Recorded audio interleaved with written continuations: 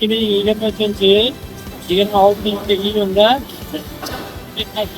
orqali Yaponiyaga sotishga firmasiga qabul qilganmiz. Vaqtga shunaqa qaraydi buni. 8da boshlansa 7da sho'g'il bo'lishi kerak, 1 soat oldin. Avtomobillari oylik vaqtda beradi. Bitta tugasa, 5 tani 5,5 5 tursa ham vaqt to'g'rilamada bitilgan. Yapon yenasida 240 million. Soatimiz osmonli 8da, habitdan 100 kelajakda buni hozir 200 bo'lgan bo'lsa yana bir 8 o'yin yoki kelajakda ishlashni to'ldirib ko'paytirib yana ishlashadi.